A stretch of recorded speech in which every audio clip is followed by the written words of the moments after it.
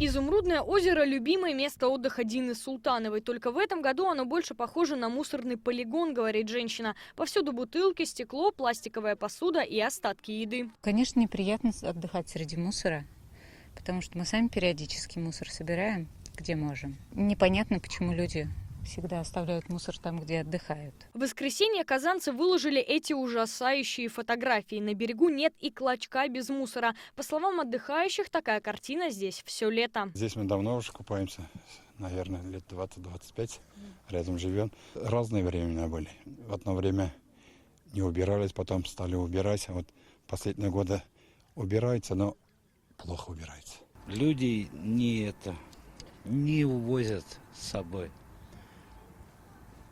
Мусор есть. Приезжих достаточно много, особенно в выходные дни. Мусор, естественно, тоже с собой привозят достаточное количество. Но убирают не все далеко. Убираются здесь местные жители очень часто. Собирают все волонтеры. 5 числа мы сюда приезжали на территорию, да, было грязно. Сейчас я могу сказать, это еще чисто. Ситуацией на Изумрудном заинтересовалась природоохранная прокуратура и экологи. Они приехали сюда с проверкой. В этот понедельник мусор убрали, но сегодня все та же картина. Возникает вопрос, кто отвечает за уборку? На данной территории, получается, убирается подрядная организация, которая заключили договора с администрацией Кировского Московского района.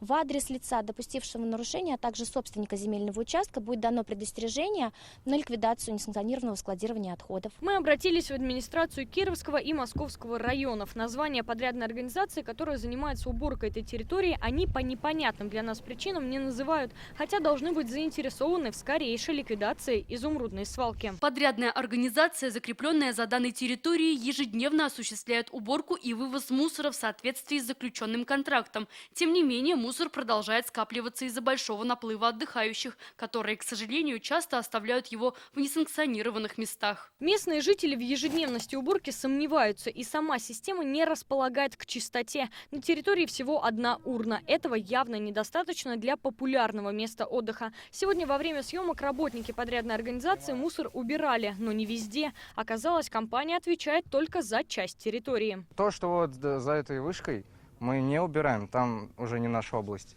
Но первое время мы там убирались, просто администрация сказала нам конкретно территорию убирать. Грязно не только рядом с озером, но и чуть дальше, вот тут, около леса. Здесь также бутылки, остатки пищи, консервные банки и пакеты. И если за прибрежную территорию отвечает администрация района, то кто должен убираться здесь, остается неясным. В администрации района пояснили, они отвечают за свою территорию, за остальную город. Это комитет внешнего благоустройства. Там нам ответили, на место выезжали и свою территорию проверили.